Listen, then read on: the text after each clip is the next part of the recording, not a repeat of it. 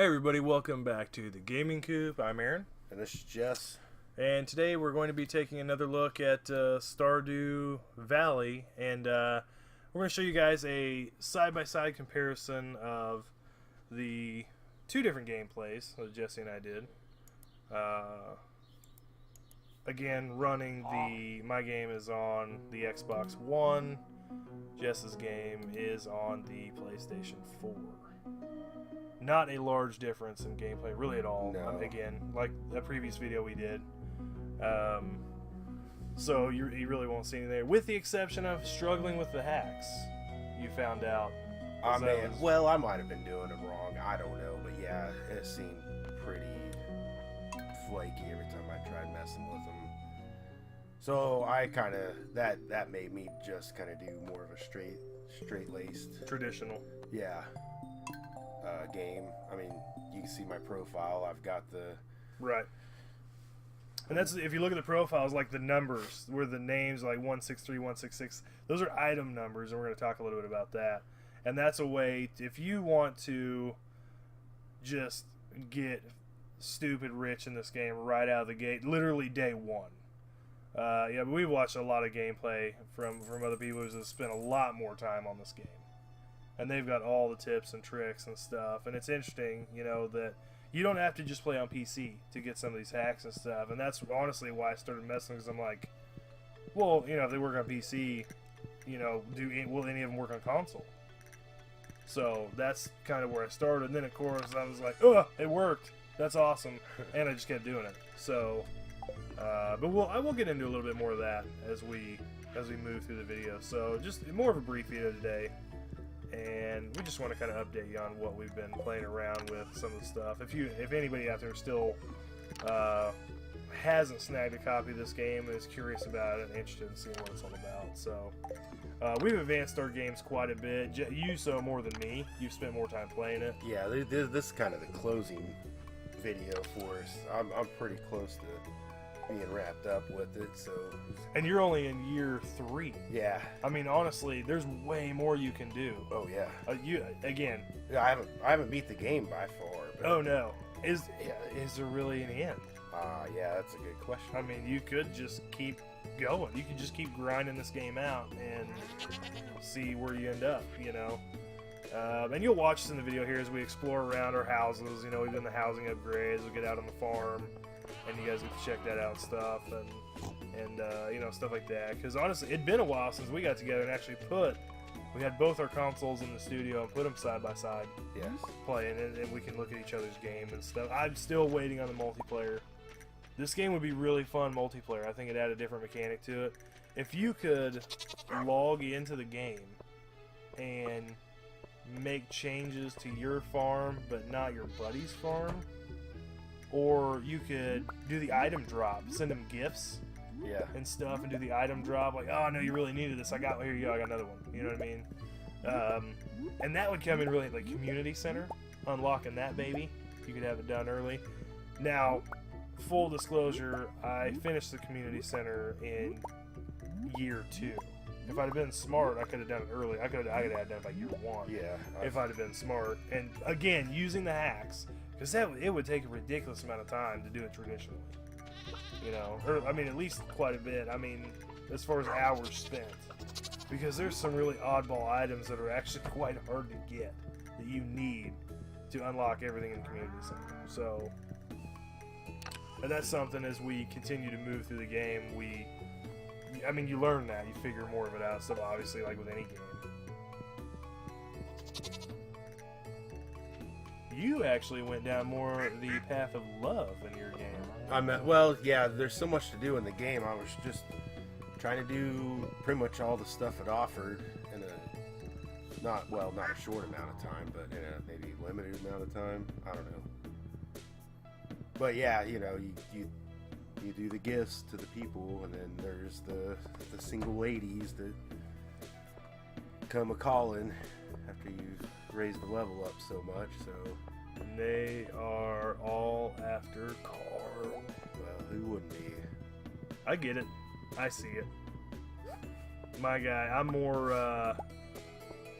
I'm more like, I don't really feel like the need to really deal with people in my game, get my head on backwards.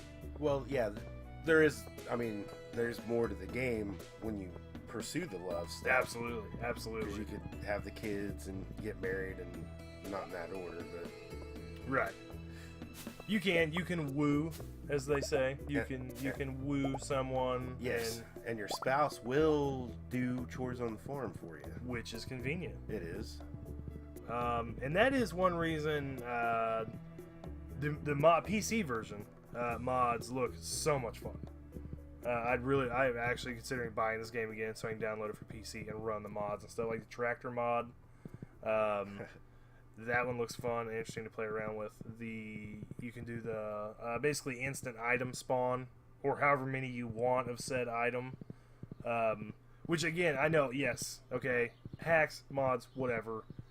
The point is, like, you don't have to spend a lot of time if you don't want to. You can just really, arguably you're getting the most out of the game. You can just really dig out and just do whatever you want, because it is kind of a sandbox game. Yes.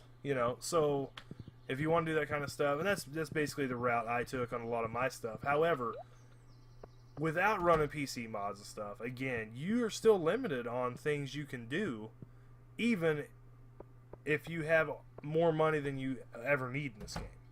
You still can't do everything, like crafting. You can't just craft every item just because you have a lot of money. Yeah, you have to level up.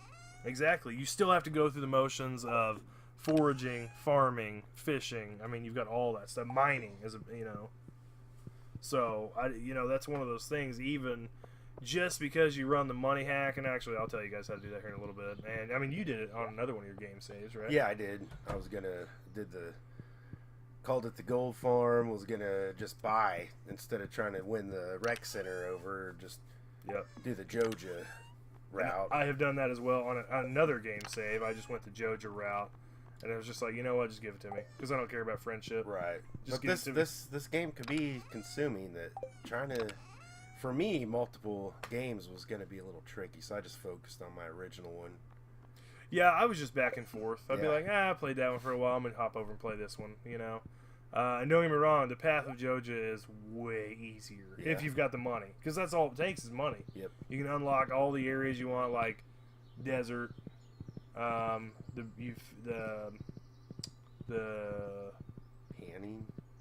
panning. Yeah, but that's not what I was thinking of. The mining one, the quarry. You can unlock the quarry. Yeah, quarry, yeah. Stuff like that. Oh, the greenhouse is the one I was really after. Yeah. And that one is a challenge to get, doing it the traditional way. But through Joja, it's like 30 grand or something, which was nothing. I was a millionaire the first day. So money, that's not the issue, obviously it's a faster route. I know that. That's why I was doing it. I want to see how much that the console version of this game would let you get away with, So, and that's super easy. The thing is, when you first start your game, you know what? I'm just gonna do it now. When you first start your game, create your character. There's an actual item list. Every item in the game is classified by either a 2 or 3 digit number, and you can find that list. I think I found it on a Reddit post. Google around, you can search it. You will find this list. It's basically an itemized list of all the item numbers. And like in this case, of course, you're looking for value. So straight out of the gate, your top value items are going to be legend fish and treasure chest. Both are worth 5 Gs. So name your character, and you have to use the brackets. If you don't, back up in this video and look at our deals where it shows our character's name or when somebody talks to us. It's the bracket, and then 163 is legend fish, 166 is a treasure chest. How many different items were you able to put to one name at a time? You only have so many spaces, and I was actually going to talk about when you go down to see Marnie about spawning individual items.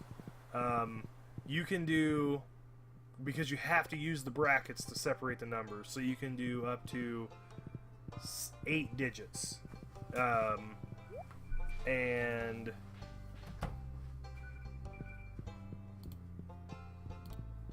okay, so you have the 8 digits that you can run, and that's what I found out actually, because I couldn't figure out again, back to the Marnie thing.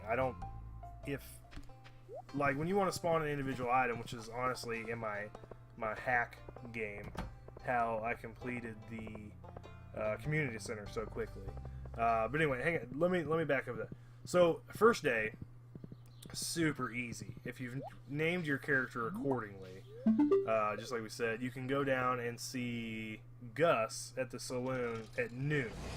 Noon on the first day, you can walk in, and how it works is you just keep talking to him over and over again, and he will continually say your name, and every time they say your name, those 2 items are spawned and added to your inventory. So it is a little time consuming, but also stops the time, the actual time in the game. Yeah. Stops when you talk to people, or you open your inventory, or you're doing whatever, looking at the map, doesn't matter. So you basically, time almost stands still the whole time you're doing this. So what you do is you just stand there, keep talking to him over and over again until you have like 400 or 600 or 800 or whatever of each of those items. Boom, finish out the day, or just go home and go to bed. Doesn't even matter. You don't even care. You lost the first day, big deal. But before you go to bed, throw all that in the what's the thing? The trunk, the bin. Throw it in the bin. Yeah. The bin that you sell items in. Drop them in there, and boom, just watch that money roll in. Which that's kind of the opposite of if you were to first day on a normal game. It's very valuable. You don't want to waste a bunch of time. It's true. That's true. Go straight to Pierre's, buy as many seeds as you can. And then just plant. Go down to 0 gold. You don't have to save any money. You want to start planting immediately. True. Although, originally, our first run through this game when we got it, I took right to the fishing. Yeah, And if you stay with it, you level up fishing actually pretty quickly, and though you can sell anything you catch, you can sell. For the most part, except the trash. But I mean, honestly, you don't catch that much. In crab pots, you get a lot of trash. But anyway, and you'll see our crab pot farms and stuff. Well, I mean, mine. You've got a few down there, but I went through and actually literally set up a crab pot farm. I saw somebody else do, and I was like, wow, that's a great idea. But my crab pots are not quality, not quantity. That is true. That is probably very true. And because 3 is definitely not a farm, but it's just something else to do. It's just having fun with it. Yeah. So, and you get tons of good stuff. You get tons of crap too. So I mean, either way. But so great way to start off your game in that after playing around with that and running through it. If you just want to get bank first day, and then you don't have to worry about money. Literally, but the cool thing is, it's not just the first day. I've wandered in there several times and started making bank again, because you'll go in there, and one time, actually twice, I'm talking to the mayor, and he'll keep saying your name over and over again. Every time you talk to him again, he says the same thing. Boom, legend fish, churches, boom, every time. Gus will do it again. So if you're getting a little low on funds because you dropped a ton of coin on everything in the game, you can just go in there. It's not every time, but if you hit it just right, like in the evening or something when everybody's there, it'll work. Sometimes I'll go and see Gus in the afternoon, it'll work, because they don't always say the same thing to you. They don't always say your name. But yeah, it totally works. Now on the other side, this is where you had problem going to Marnie, and what you found on that deal with the PS4, and what was that all about? I'm not real sure. Like I said, I could have just been doing it wrong, but I tried a couple of times, and it would basically just shut the game down on me. So, which is unusual. Lock up. Yeah. So I just didn't mess with it. The nice thing was in doing that was, again, we're not actually showing it in this gameplay video, but the nice thing in doing that, again, that's how I unlocked the community center so fast, because if you find this itemized list of everything, and you just go through here and it'll tell you the number of the item, and like I said, it starts in single digit, and then there's a couple of those that moves up to 2-digit. Some of them have more than one number, and you just run through this list and you can spawn, and the thing is, you do have to do a little bit of work to make this one happen, because you have to have a barn and a coop to get started. Because what you do is, you have to be able to name your animals, right? So, in doing so, what you do is you name them an item number, and then Marnie will say that to you, like, oh, okay, great, I'll send whatever 197 up to your farm for you. I'll bring them up and drop them off, whatever. So each time you do that and they say that item, boom, you spawn that item. So you pick something rare that's hard to get, like especially something for the community center if you want to get it done faster and all that. So yes, you know, mod, hack, whatever, it works if you really want to move your game along. But again, just explore the game and see what you can get done, how fast, whatever your goal in trying to do was, you know. So, and I did do that in one. I've got the traditional standard game as well, but it was a lot of fun being able to just run through and be like, oh yes, I can literally go through and buy whatever I want. Yeah. It does change the pace of the game. It does definitely. There's some things you're probably not going to get until year 3. Yeah. At least year 3. Playing traditionally. You could traditionally probably get the rec center unlocked before year 3, but it took me till year 3 to do it. Yeah. A different and or better strategy. Yeah. If you really pay attention to what you're doing and hanging on to items. Yeah. Growing things you have, because that is one really, thing. Yeah, you're limited.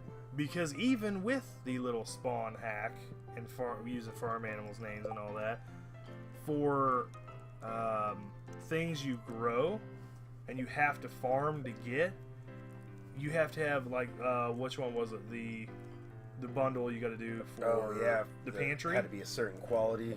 Gold. You have to have 5 gold of whatever it was. Wheat or corn or whatever you were doing. Melons was one. You cannot spawn a certain caliber of item like that. Like if you put melon, it's just a melon. It doesn't have a star quality. So you have to grow those. You know, that's one of those deals where that's one that's going to make you do it, even with the hack.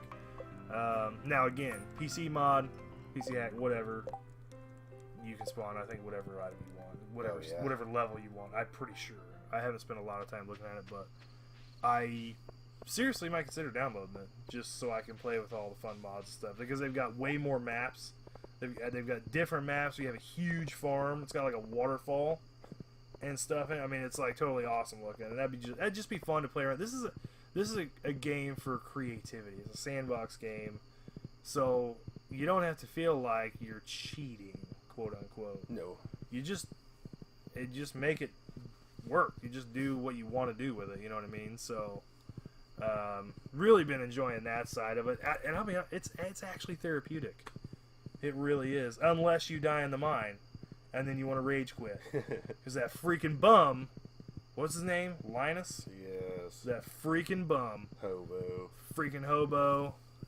Oh my gosh, I found you 47 levels down in the mine, and I saved you, but I stole a bunch of your stuff. Which, in all honesty, they ought to prompt you to give him a gift for saving you. You could give him something nice instead of him stealing your crap. Nope. I think he's got something worked out with the... Because you know what I carry. You know when I go in the mine, I carry legend fish. Why? Because not only are they valuable, the value's really, for my game, I'm a millionaire. What do I care? The point is, like, if you're low on energy and health, pop a legend fish, boom, you're maximum again. That's awesome. It only takes 1 to do that. That's why I carry him, because I have a potential habit, not even a potential habit, I have a bad habit, a routine habit, of blowing myself up with bombs. And I won't be able to pay attention to my energy level, or my health, and I'll kill myself.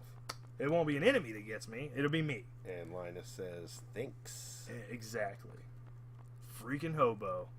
Oh, I hate that. As much stuff as I've lost to him, he shouldn't be living in a tent anymore. Exactly. I know he took my legend. I had like 20-some legend fish with me, which is stupid, number one. I shouldn't have carried all of them that I had left. I lost all of them. Yeah. I'll bet I know he didn't sell them, because he wouldn't be living in a tent if he sold all those. He'd have plenty of money. That's like that's at least $100 grand. He'd be loaded. Anyway, so... see, get that ran out about Linus. Oh man, it's therapeutic. It is. There are very few things in this game that frustrate me. Yeah, one is having to wait on like one thing to happen is kind of frustrating, you know. But the other thing is the mines. That I will agree with that. The most frustration with this game I had also was with the mine, because also when you're first exploring it and you die, you lose levels too. You have to go through levels. That one, yes, on the regular mine. Now the Skull Cavern, yeah, you never save the levels on it. You just even with the Galaxy Sword, is just stupid hard. Yeah. In some of that. So, yeah. But anyway, yeah, it's like I mean, which of course again, once you go far enough, you unlock the Adventurers Guild. You can buy all the weapons up there. You can get the Galaxy Sword, the hammer, the dagger, boots, rings, whatever. You can buy some. It's not always all the same, but honestly, the Galaxy Sword's like 50 grand. It's really not even that much. It is if you're not a millionaire. It is if you're like one of the poor people that doesn't use the hack. I get that. And that's like me. One my guy is, you know, on one save is just a regular, you know, traditional moving through the game. Now the thing I liked doing was everything I'd grow and forage, I would save till the end of a season. And I like throwing it all in the box at the very end and have this big payday. It was kind of fun to do. And then I would sit and scroll through the screen to see what I made off of what, you know, see if it's worth doing again the next season. And absolutely. And I kind of did this at the end of my video. It wasn't at the end of a season. It wasn't in, you know, I didn't have a whole season's worth of stuff. But I threw a bunch of my higher quality stuff in that box and kind of seeing what that paid, and it was paid $100 grand. I'm up there producing pretty good money now. 50 grand isn't that much anymore, but but still, maybe a year ago it was. Oh yeah, you can progress fairly rapidly even with a traditional approach if you do it right. Yep. You can move up. Man, one thing: don't throw anything away, especially in the beginning. Yeah. Pay attention, and there's actually another good guide I was going to mention real quick here. That we found, probably another Reddit post, but somebody took the time to actually lay out with the little images of each item in color. Oh yeah, that thing was real. Which is extremely handy for all the bundles for the community center. Checklist even has little boxes. Checklist. Yep, absolutely. So you can go through and actually check off, and if I find them again, I will put a link in the description with this video for both of these. Because you could waste a lot Don't of time. hold me to that, whoever watches this and even cares, but I will try to put the link in the description. So you could waste a lot of time running back and forth to the rec center figuring out what you needed. So this, right, absolutely. We should have mentioned that Trony. Yeah, for back in the day. If anybody knows Trony, they'll get a kick out of that. You bet. So we are almost out of time on this, and we're going to wrap it up. So thanks for checking out our video, guys. And hopefully you enjoyed it and got something out of it. See ya.